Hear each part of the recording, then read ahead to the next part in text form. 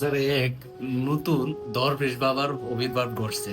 সেই দরবেশ বাবা নাকি রাত 2টা 3টার দিকে মন্ত্রণালয়ে গিয়ে সেটা বিভিন্ন ধরনের তদবির করে, জেলা প্রশাসক নিয়োগের তদবির করে। তো 400 কোটি টাকা তার অভিযোগ পাইছে। তো আমার এইগুলা নিয়ে কোশ্চেন না, সে 400 কোটি টাকার অভিযোগ পাইছে, সে যতক্ষণ পর্যন্ত সে প্রুভ না হইতেছে ততক্ষণ পর্যন্ত নিরাপরাধ। আমার প্রশ্ন হচ্ছে, যেহেতু অভিযোগ আসছে, কিছু তো জিনিস যা রটে কিছু তো বটে, সে কার পর ওইখানে মন্ত্রণালয়ে যাইতো? সে যার সাংবাদিক তারা জিজ্ঞেস করছে, আপনি কোন মন্ত্রণালয়ের অধীনস্থ যাইতেন? তো সে বললো স্থানীয় সরকার পল্লী উন্নয়ন বিষয়ক মন্ত্রণালয়, যেটা উপদেষ্টা আসিফ মাহমুদে আছে। একদিকে তার সারা, তার বাপে একদিকে ইয়ে করে ফেলছে, টেন্ডারের লাইসেন্স নিয়ে ফেলছে, যদিও বাতিল করছে ধরা পড়ার কারণে। জীবনও ধরা পড়লে না পড়লে বাতিল করতো না।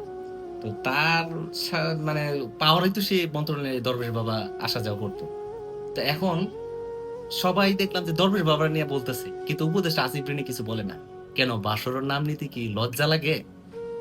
আর যারা হচ্ছে এই যে অভিযোগ হইলো জেলা প্রশাসক গুলা নিয়োগ পাইলো তদবিরের মাধ্যমে, তাদেরকে কেন ধরা হইতেছে না? নাকি জেলা প্রশাসক নিয়ে কথা বলতে আপনারা বই পাইতেছে?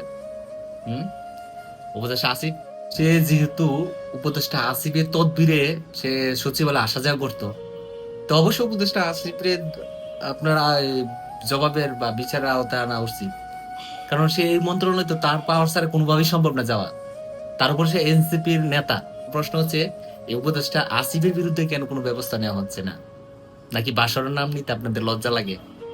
বাসরের নাম নিতে কি আপনাদের লজ্জা লাগে, নাকি সে জুলাই বিপ্লবের পরে সে সবার ঊর্ধ্বে চলে গেছে, ক্ষমতা তার অন্যায় সবকিছু ঢাইকে ফেলছে?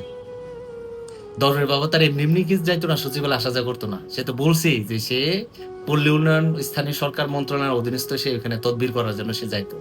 তো এই বাজারে যে নতুন দরবেশ আসছে, এই দরবেশের নিয়ে আপনাদের পরিকল্পনা কি? এই দরবেশের নিয়ে কোনো কথা নাই কারো। দরবেশের নিয়ে আলি জাস্ট বহিষ্কার করে খালাস। কিন্তু যারা হচ্ছে এই যে 400 কোটি টাকা লেনদেনের অভিযোগ আনা হয়েছে, যে সচিব মানে জেলা প্রশাসক গুলো আনা হয়েছে, এই জেলা প্রশাসক গুলো খুঁজে বের করতেছে না কেন? কারাই টাকা দিছে? ঘুষ নেওয়া দেওয়া দুইটি তো অপরাধ। এইগুলা নেই কোনো, সবাই নিয়ে এনে দরবেশের পিছনে তুলতেছে, কিন্তু কারা কারা জড়িত এটা দেখে না।